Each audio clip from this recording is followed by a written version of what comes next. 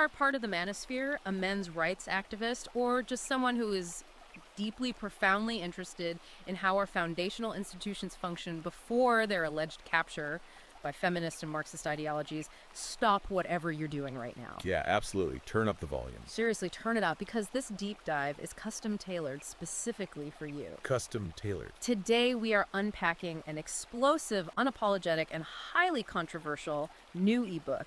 It's called The Female Question: What Do They Want and When Are They Happy? By Conrad Riker, published in 2026. And our mission today is to really dissect what is essentially an extensive manual of what the author calls judicial warfare. Right. We're going to explore its provocative, sweeping thesis on the gynocentric pathology that Riker claims has completely infected modern society. But before we jump into the deep end, and believe me, we are going into the Mariana Trench on this one. We need to make our stance absolutely 100% clear. Yes, very important. As your guides today, we are acting completely impartially. Entirely impartial. We are not taking sides, we are not endorsing these viewpoints, and we are not here to validate or condemn. Our goal is purely to convey, analyze, and occasionally challenge the robust arguments exactly as they are presented in the original source material.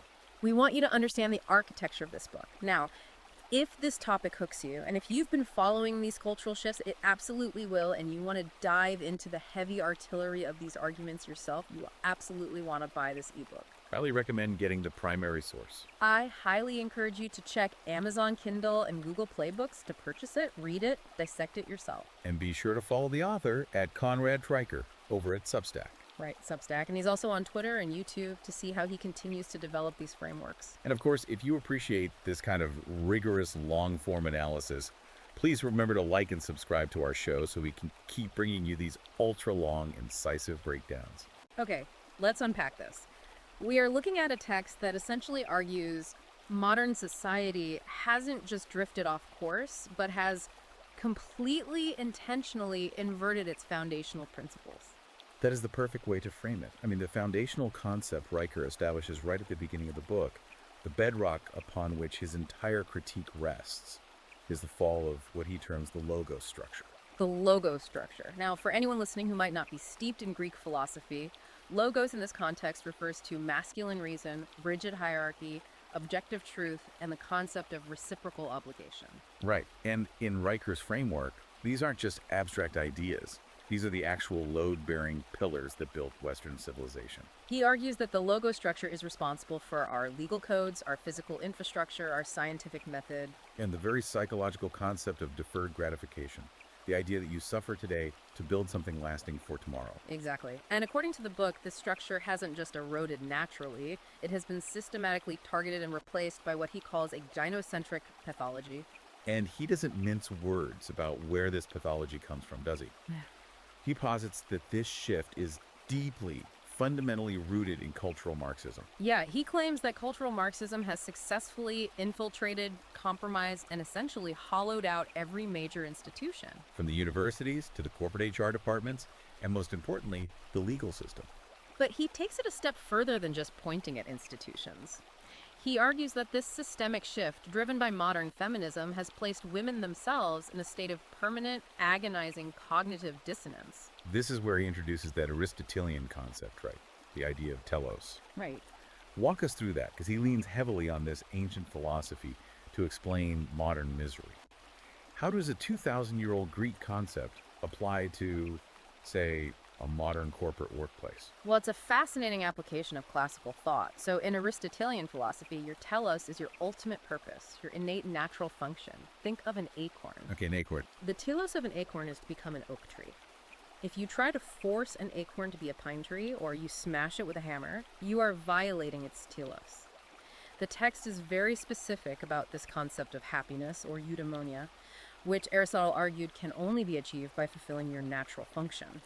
And Riker's controversial argument is that the female telos was honed by hundreds of thousands of years of evolutionary pressure. Yes. In his view, that telos is inherently directed toward cultivating the domestic sphere, nurturing the young, and engaging in a cooperative, supportive partnership with a masculine provider. And the book contends that feminism essentially declared war on this biological reality. Yes. The author argues that feminism told women this natural instinct was actually systemic oppression, It told them their biological purpose was a form of brainwashed servitude.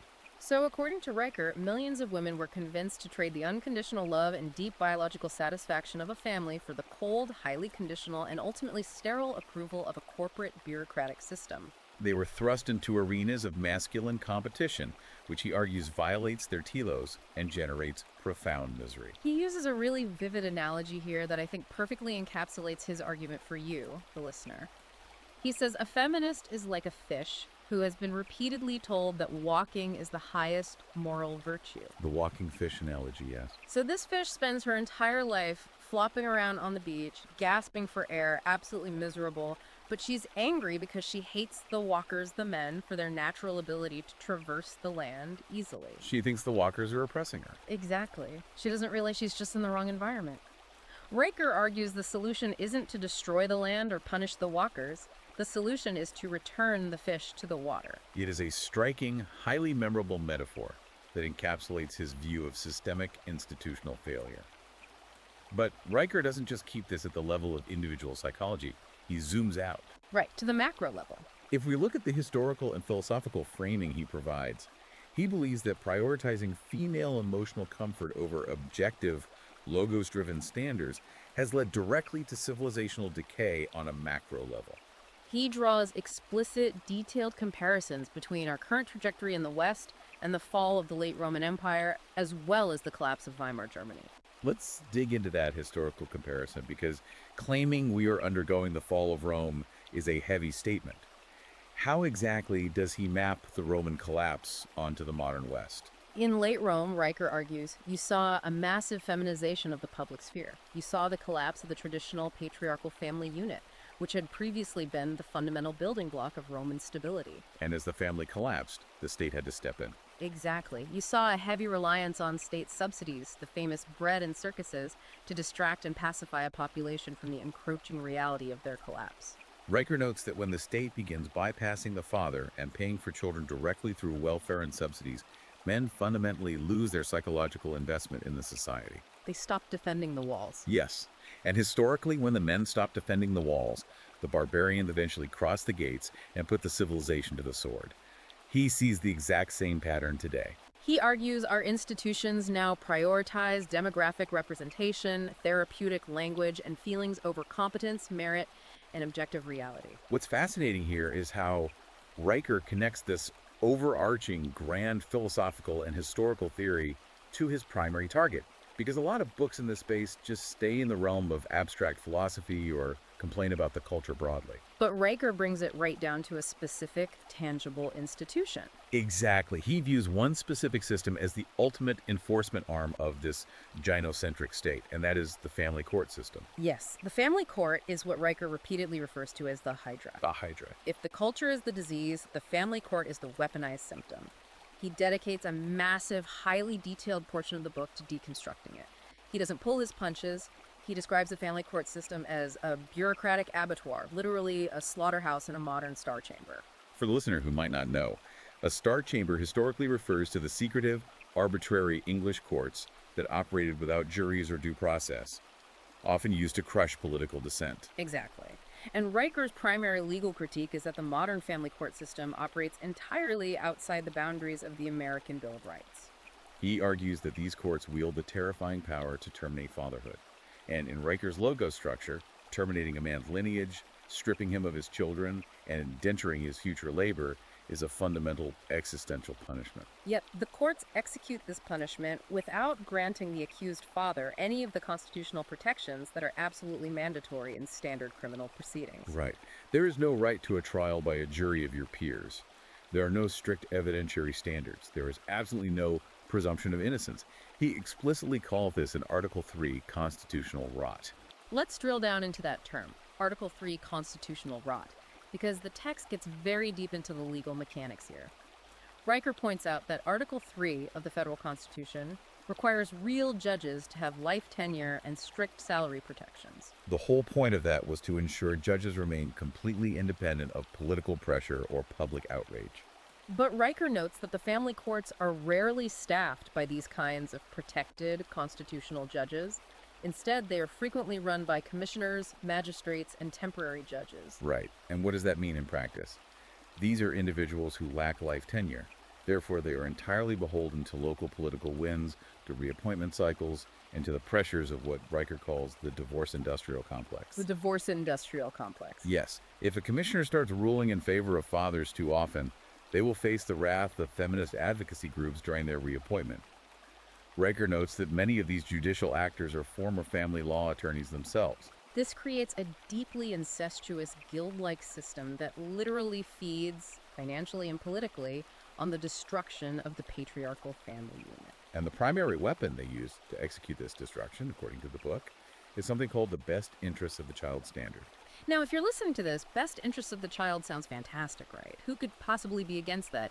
It sounds like the most moral, protective standard imaginable. But Riker completely tears this doctrine apart. He absolutely eviscerates it. The book is incredibly critical of this standard. Riker unpacks it using formal logic and legal theory, arguing that best interests of the child is not actually a legal standard at all. Because a legal standard has to have objective, measurable criteria. Exactly. Instead, he calls it an unfalsifiable subjective impression that has been cleverly dressed up in therapeutic language. He posits that it is essentially a blank check for judicial caprice. It allows a temporary commissioner to impose her own subjective emotional will to justify the transfer of wealth and children away from the father, all while claiming a moral high ground. And he doesn't just rely on logic. He brings in empirical data to prove his point. Riker argues that if you look at the actual outcomes, this standard achieves the exact opposite of its stated goal.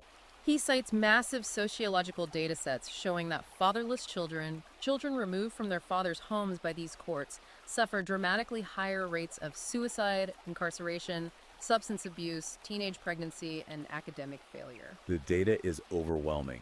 Therefore, Riker concludes a devastating point.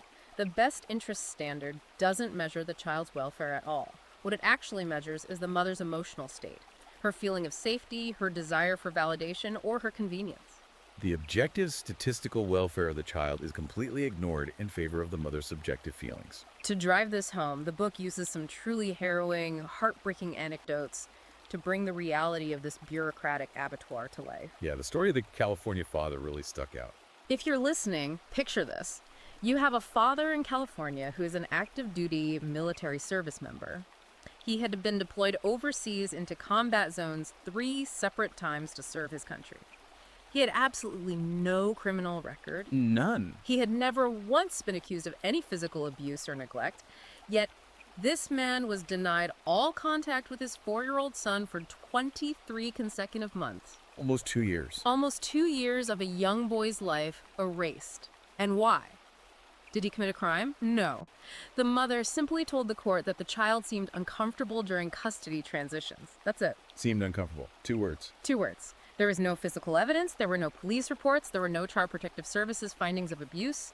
And here is where it gets truly dystopian. The cross-examination issue. Yes. The father's legal team was denied the right to cross-examine the mother on the stand about this claim because the court deemed that being questioned might be traumatizing for her. So this father ended up paying $87,000 in legal fees, draining his life savings, only to lose access to his own son, based entirely on a woman's unfalsifiable assertion about a toddler's emotional presentation. And as Riker makes sure to point out, the judge presiding over this nightmare was a temporary commissioner who had a history of donating to feminist legal organizations. It's a chilling case study, and it perfectly illustrates the next major concept Riker introduces, which is the shield that protects these judicial actors from any consequences for destroying these lives. He identifies this as absolute judicial immunity. To explain this, Riker reaches back to a very controversial 1978 Supreme Court case called Stump v. Sparkman. Let's slow down and explain Stump v. Sparkman for the listener, because the context of the 1970s legal landscape makes this incredibly relevant. What happened in that case? It is one of the most shocking cases in American legal history. In Stump v. Sparkman, a mother petitioned a judge to have her 15-year-old daughter surgically sterilized. The mother claimed the daughter was somewhat retarded and was associating with older men, and the mother didn't want the inconvenience of a pregnancy. The judge, Judge Stump, approved the petition the exact same day. No hearing. There was no hearing. There was no medical evidence presented. The 15-year-old girl was not given a lawyer, and she wasn't even told what the surgery was for. She was told she was having her appendix removed. That is horrifying. Years later, after getting married and discovering she'd been permanently sterilized, the young woman sued the judge for violating her constitutional rights without due process. The case went all the way to the Supreme Court. And the Supreme Court ruled That because the judge was acting in his judicial capacity, he was granted absolute judicial immunity. He could not be sued, he could not be held civilly liable, no matter how egregious, erroneous, or unconstitutional his actions were. And Riker takes that precedent and applies it to modern family courts. Exactly. Riker argues that this same doctrine of absolute judicial immunity is the invisible force field protecting family court actors today. They can sever a father's lineage, ruin him financially, and act with extreme bias, all without any fear of personal liability. Riker points out the terrifying asymmetry here. It grants these commissioners the absolute power of a state executioner, but with the level of accountability you would expect from a middle school guidance counselor. And as the book argues, it isn't just about wielding power, it is about profit. This system requires massive amounts of capital to run. Riker details the hidden financial incentives driving this machine, specifically pointing to a piece of federal legislation known as Title IV VD of the Social Security Act. I had never heard of this before reading the book. How does this financial incentive actually work? Title IV VD is crucial to Riker's argument regarding the divorce industrial complex. Originally, this was passed as a well-intentioned welfare recovery program. Back in the day, if a father abandoned his family and the mother had to go on taxpayer-funded public assistance welfare, the government wanted a way to track down that deadbeat dad and force him to pay the state back. That makes logical sense. But Riker argues that Title 40 rapidly metastasized. It grew from a welfare recovery program into a massive, voracious financial apparatus. How so? Because the federal government started offering states matching funds based on their performance in collecting child support.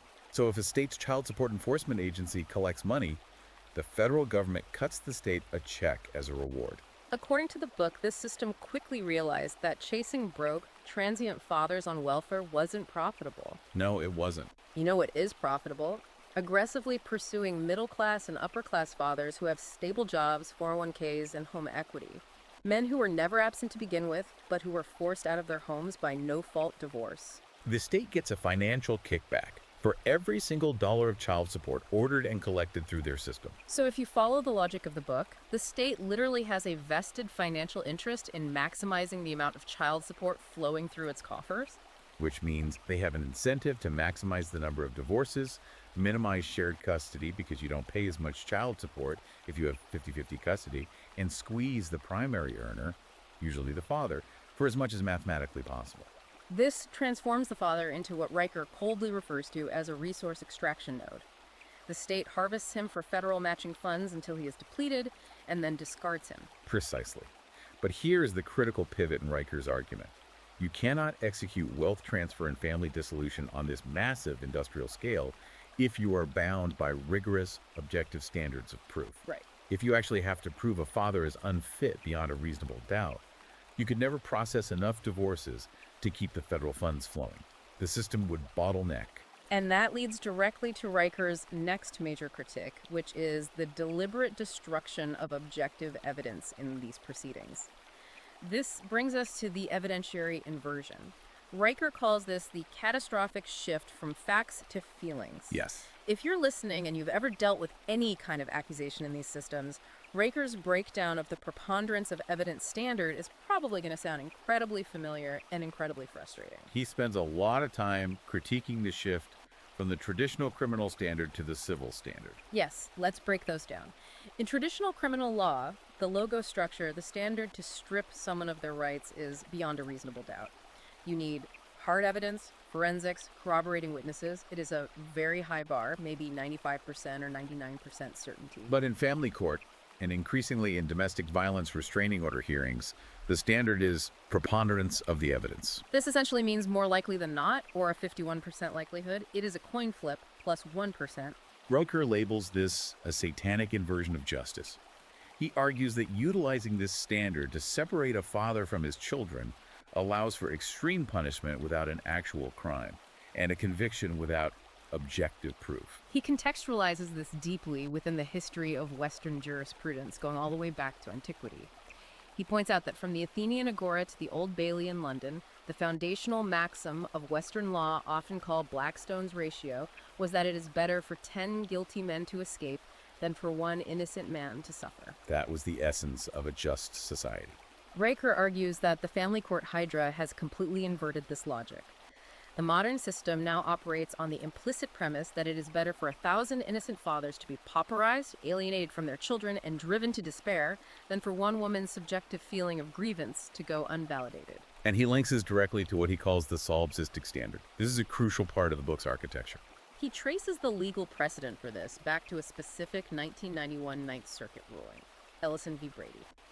How did one sexual harassment ruling change the evidentiary standard for everything else? Ellison v. Brady is a landmark case.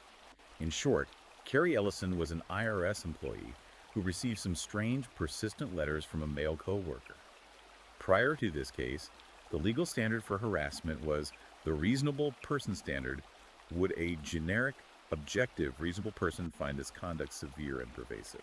But the Ninth Circuit ruled that a reasonable person standard was too male-centric. They introduced the reasonable woman standard. Riker argues this ruling effectively retired objectivity from the law. It formally bifurcated reason along gender lines. It suggested that because women process the world differently, allegedly with more vulnerability and emotion, the law must fundamentally lower the bar of evidence to accommodate their feelings. Riker claims this made female feelings the supreme law of the land, rendering any accusation of fear completely unfalsifiable. You're no longer arguing about what happened, you are arguing about how she felt about what happened. The book provides a truly staggering example of this from a Massachusetts court that left me speechless. Riker shares an anecdote where a man received a permanent restraining order, which goes on your record and strips you of your Second Amendment rights for simply yawning during a domestic dispute. Yawning. They were having an argument, he leaned back, crossed his arms, and yawned. The accuser went to court and claimed that the specific manner in which he opened his mouth and expelled air made her feel unsafe. Now, the court in this case explicitly admitted on the record that there was no history of physical violence. There was no articulated verbal threat, but the judge rubber-stamped the restraining order anyway. Riker uses this case to prove a terrifying legal evolution. The crime is no longer an observable action in the real world. In legal terms, that's called the actus reus. Think of actus reus like the smoking gun in a mystery movie. You can't just have a detective saying, I have a bad vibe about that guy. You need to catch him holding the weapon. Riker is arguing the family court system threw away the smoking gun requirement. The crime is now entirely located within the woman's internal emotional state. If she feels afraid, a crime has legally occurred. And because you cannot cross-examine a subjective feeling, the accusation is mathematically immune to refutation. To hammer this point home, Riker compares these modern proceedings, both in family courts and in the Title IX tribunals that handle accusations on university campuses, to the 1692 Salem witch trials. Now wait, I have to push back here on behalf of the listener. Comparing modern Title IX university tribunals to the literal Salem witch trials where people were hanged, that is a massive, massive leap. How does he justify connecting those two completely different eras? It sounds hyperbolic until you look at the specific legal mechanism he is comparing, which is the admission of spectral evidence. Spectral evidence. In Salem, the courts allowed accusers, usually young girls, to claim they saw a ghost or a specter of the accused person tormenting them. This is an invisible threat that only the accuser could perceive.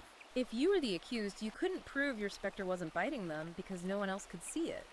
It bypassed the need for physical evidence. The modern equivalent of spectral evidence, Riker posits, is the invisible specter of trauma, or emotional vibes, or feeling unsafe.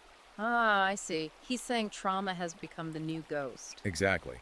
He specifically critiques how trauma theory has been weaponized by feminist academia and imported wholesale into the legal system. In this modern framework, if an accuser remembers an event vividly and with high emotion, that is submitted as proof of trauma. However, if they completely forget the event, or their story changes constantly, or their timeline is fragmented, trauma experts will testify that memory loss and fragmentation are also textbook proofs of trauma.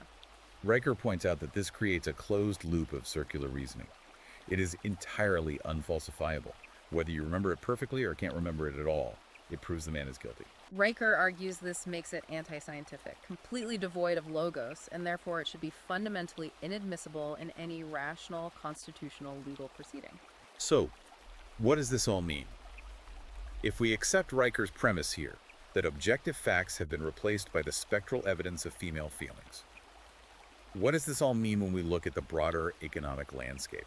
If feelings dictate the law, how does this affect the foundational agreements of society, specifically the contract of marriage? Riker argues it doesn't just affect them, it destroys them entirely.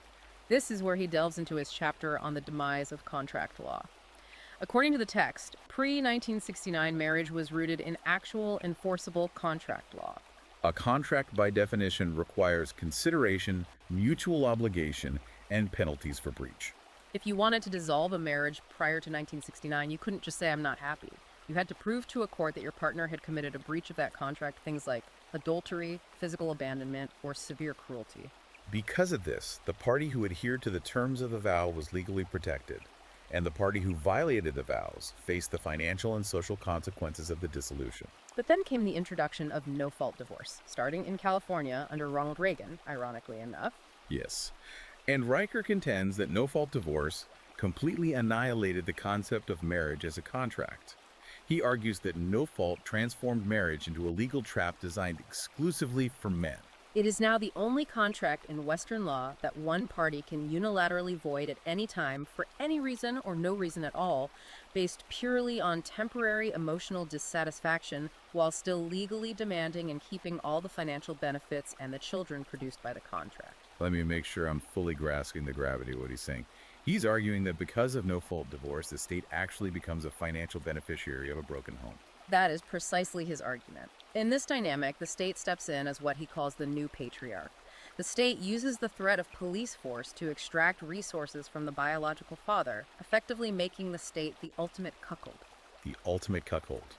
A bureaucratic entity that facilitates, enforces, and profits from the exploitation of its own male citizens to subsidize female independence. And the author frames this within a much broader, highly controversial macroeconomic concept he calls economic parasitism.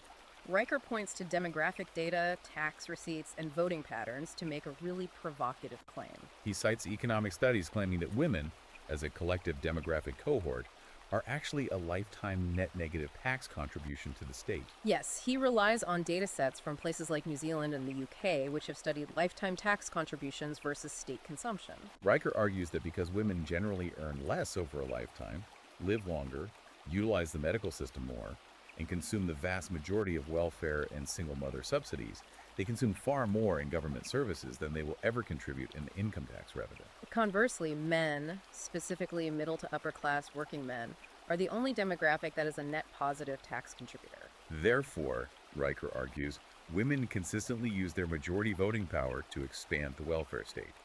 They vote with politicians who will aggressively tax male earners to redistribute those resources to female dependents. He also tackles the famous wage gap narrative in this section, calling it an absolute myth that dissolves the second it faces empirical scrutiny.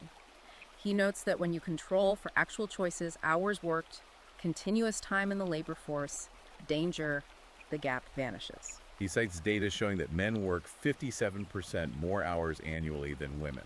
Furthermore, men completely dominate the most dangerous, back-breaking professions: logging, roofing, deep-sea fishing, oil rigging, accounting for 92% of all workplace fatalities. So when activists demand equity, where women are paid the exact same across the board regardless of hours worked, sacrifices made, or physical risk assumed, Riker views this as a grotesque inversion of fairness. It is a system designed to penalize male competence and sacrifice. To ground this macroeconomic theory in the brutal reality of the family court, Riker provides another case study. This is the tragic story of a man he calls Thomas. Thomas was a dedicated physician who worked 80-hour weeks for over a decade to build a highly successful medical practice. Over 15 years of grueling shifts, he built a family net worth of about $3 million. One day, he discovered that his wife, who had not worked outside the home in a decade, had been carrying on an affair with her tennis instructor for 3 years. Now, under the old logo structure, the pre-1969 rules of contract law, her adultery would be a clear, undeniable breach of contract right. She broke the vow, she would face the penalty. Exactly. But under the modern rules of no-fault divorce, when Thomas went to court, the judge explicitly informed him that her infidelity was legally irrelevant. It could not even be factored into the division of assets. So what happened? His wife, who broke the contract, retained primary custody of their 2 children. She was awarded the marital house, and Thomas was ordered to pay her $12,000 a month in alimony and child support. And the final twist of the knife, she legally moved her boyfriend, the tennis instructor, into the house that Thomas paid for, while Thomas had to rent a small apartment and continue working 80 hours a week just to fund their lifestyle. Riker uses Thomas to demonstrate what he means by a resource extraction node. Thomas wasn't treated as a human being, a father, or a victim of betrayal. He was treated merely as a wallet with legs. This, Riker argues, is the ultimate logical endpoint of what he calls the equity scam. He defines modern equity as a totalitarian mandate that must inherently extract from the productive class to subsidize the unproductive. It demands equality of outcome, which requires punishing the competent. If we connect this to the bigger picture, it really begs a massive sociological question. How did society come to accept this? How does a culture justify treating its builders and protectors this way, morally and culturally? Riker answers this by examining how history itself is being fundamentally rewritten to justify the extraction. And this brings us to his most controversial framework, Mein Kampf. Yes, Mein Kampf is Riker's highly provocative, intentionally incendiary title for the overarching feminist narrative. The title obviously evokes historical propaganda. He asserts that modern feminism is not a civil rights movement. He claims it is structurally indistinguishable from a grand conspiracy theory. He defines a conspiracy theory very clearly here. He says a conspiracy theory is a paranoid worldview that attributes all complex societal ills, natural inequalities, and personal failures to the hidden, malevolent coordination of a specific demographic group. Feminism, he argues, blames a shadowy, omnipotent patriarchy for literally everything from the statistical wage gap to the horrors of war, down to the temperature of office air conditioning being set to male metabolic rates. He points out a glaring logical trap that feminists fall into. They often claim in academic circles that patriarchy is just a neutral, descriptive sociological term for men holding the majority of positions of power. But then in practice and rhetoric, they use it to describe a deliberate, malicious, coordinated cabal specifically designed to oppress, subjugate, and extract labor from women. Riker contrasts what he calls actual objective history with feminist herstory. The academic revisionism of herstory, he argues, operates on a very simple algorithm. It frames every single male achievement or invention throughout time as a theft from suppressed female genius. Conversely, it frames every historical constraint placed on women as deliberate, hateful, patriarchal oppression. But Riker argues the exact opposite. If you look at history through the lens of logos, men didn't oppress women. They protected them. They shielded them from a brutal, indifferent, unforgiving nature. He uses the sinking of the Titanic in 1912 as his prime historical example of this dynamic. On the Titanic, a luxury liner representing the height of patriarchal Edwardian society, 74% of the female passengers survived. Only 20% of the men survived. Why? Because the men, adhering to the strict patriarchal code of women and children first, actively and consciously stepped aside. The wealthiest, most powerful men in the world chose to stand on a sinking deck in the freezing dark and drown, specifically so that lower-class women could take the lifeboats and live. Riker argues this empirical event proves a deep historical legacy of inherent male sacrifice, physical provision, and profound protective duty, not systemic oppression. If the patriarchy was truly a conspiracy to oppress women, the men would have thrown the women overboard to save themselves. That is a very difficult statistical reality for the herstory narrative to digest. But Riker argues that when empirical evidence contradicts the feminist narrative, the modern institutions don't change their theories. They simply suppress or memory hole the evidence. He points to a psychological concept called gamma bias. I really want to unpack this because once you understand gamma bias, you start seeing it everywhere in media and law. Gamma bias is a crucial psychological framework for the listener to grasp. In sociological research, gamma bias occurs when institutions celebrate gender differences that favor women, while ignoring or suppressing differences that favor men. More specifically regarding behavior, it means that male agency is viewed as absolute. If a man does something wrong, it is entirely his fault, a product of his toxic masculinity. But female agency is erased. If a woman does something wrong, she is never the villain. She is viewed as a victim of her circumstances, a victim of trauma, or ultimately a victim of a man who drove her to it. Riker uses the famous Duluth model of domestic violence as the ultimate institutionalized example of gamma bias. Explain how the Duluth model actually works if, say, police are called to a domestic dispute. The Duluth model was created in the 1980s by feminist activists in Duluth, Minnesota, and it absolutely pervades American law enforcement training today. It posits a rigid theological premise that all domestic violence is inherently rooted in patriarchal control, and therefore men are virtually always the primary aggressors. If police arrive at a home where a woman has attacked a man, the Duluth model trains officers to look for ways the man might have exercised coercive control that forced the woman to defend herself. It assumes the man's guilt by default, based on his gender, completely erasing the woman's agency and capability for initiating violence. The book mentions a woman named Erin Peetsy to highlight just how aggressively and sometimes violently this dogma is protected. If you don't know who Erin Peetsy is, her story is wild. She literally founded the very first modern domestic violence shelter in the world over in the UK. She was a pioneer, but what happened to her? Erin Peetsy opened her shelter and started taking in battered women. But being an honest observer, she started keeping data. She eventually reported a deeply inconvenient empirical truth. Out of her first 100 female clients who had fled domestic violence, 62 of them were as violent or more violent than the men they were fleeing. She recognized that domestic violence was often reciprocal and generational, not a one-way street of patriarchal oppression. For stating this empirical observation, Peetsy was branded a traitor. She was driven into exile by feminist extremists. They bombarded her with bomb threats, boycotted her speeches, and in a truly horrific act of intimidation, they even killed her family dog. Riker uses Peetsy's story to show that the institutional system we have today is not actually designed to seek truth or prevent violence. It functions as a theological system designed to subjugate men by violently maintaining the dogma that women are eternal, blameless victims. Riker provides another fascinating example of suppressed historical evidence, this time regarding male psychology and trauma. Going back to World War I found this incredibly relevant to the modern conversation about male mental health. Yes, the World War I shell shock data. During the horrific trench warfare of World War I, soldiers suffered from what we now call PTSD, then known as shell shock. Austrian army psychologists began studying the best ways to treat these shattered men. They discovered something counterintuitive to modern therapy. The shell-shocked men healed at dramatically higher rates when they were kept relatively near the front lines, given a structured purpose, and allowed to process the chaos while remaining active in a brotherhood of other men. Conversely, the men who were passively removed from the war zone, sent back to quiet, comfortable psychiatric hospitals far from the fighting, fared much worse. They deteriorated, dwelling on their trauma.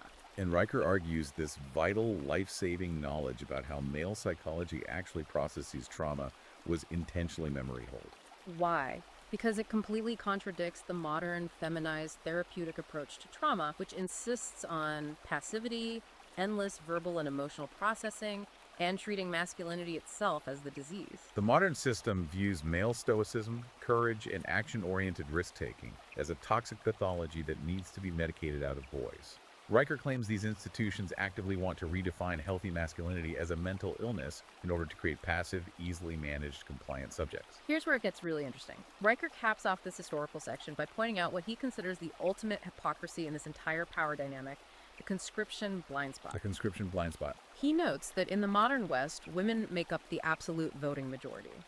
They possess the political power to vote for politicians who can and do declare wars and send men to die in foreign mud. Yet women are strictly exempt from being drafted into the military themselves. They enjoy 100% of the rights and privileges of full citizenship, including the power to dictate foreign policy at the ballot box without bearing the ultimate blood-price responsibility of risking their lives for the state. Meanwhile, men bear the ultimate responsibility of the draft.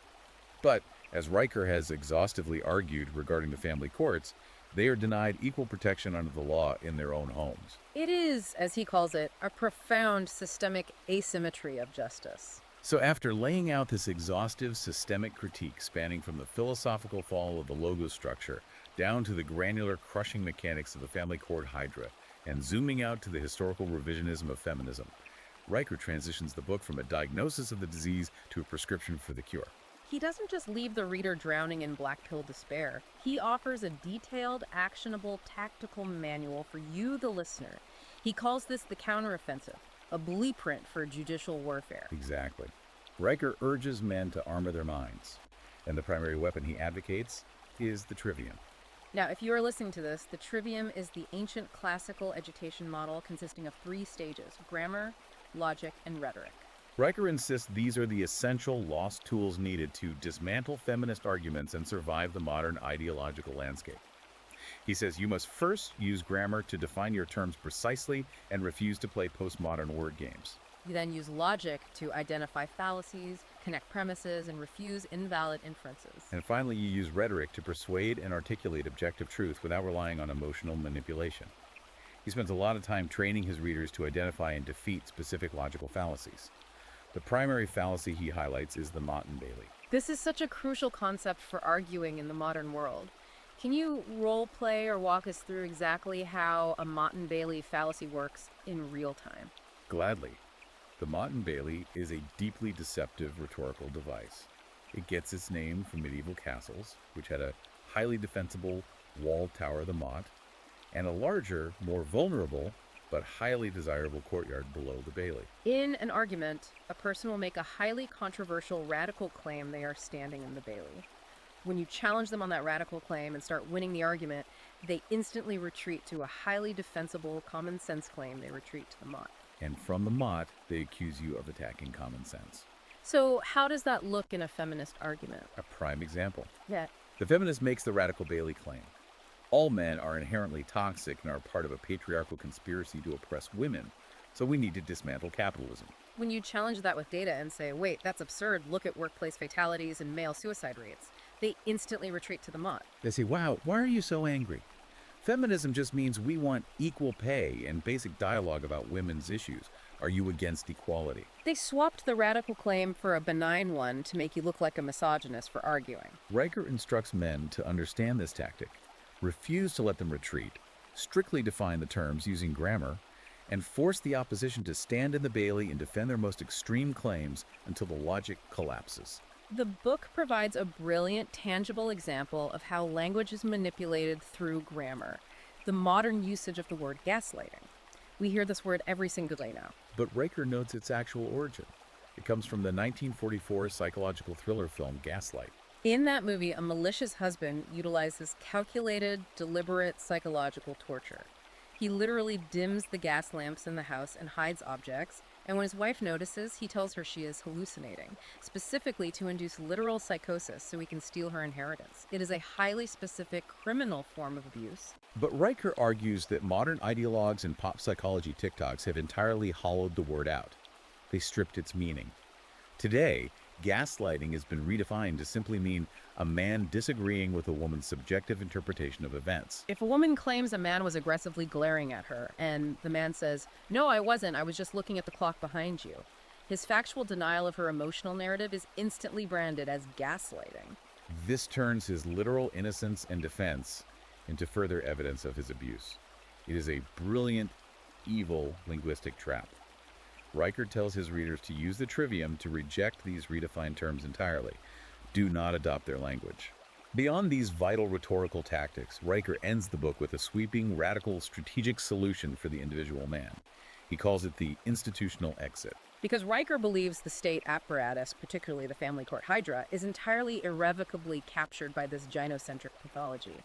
He insists that the state simply cannot be reformed from within. You cannot vote your way out of a demographic collapse. You cannot petition the Star Chamber for mercy. Therefore, his central, most controversial directive to his readers is this: a man must absolutely never, under any circumstances, marry or cohabitate under current state law. Yes.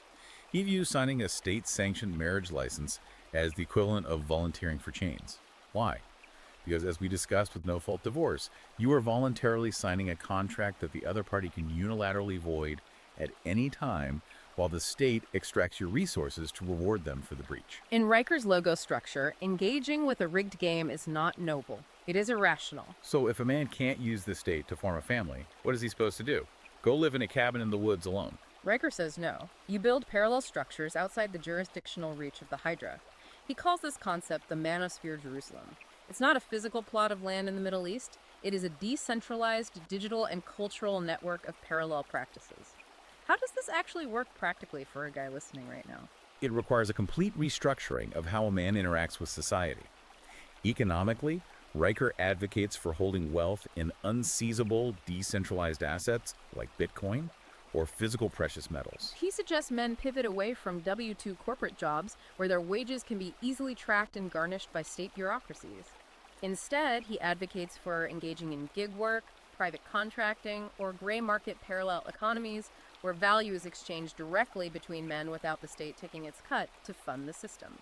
For legal disputes, he points toward binding private arbitration, completely bypassing the civil court system. And regarding the most important part, family formation, he doesn't say don't have families. He says don't use the state to have families. Exactly. He points to certain high-cohesion religious communities as the model.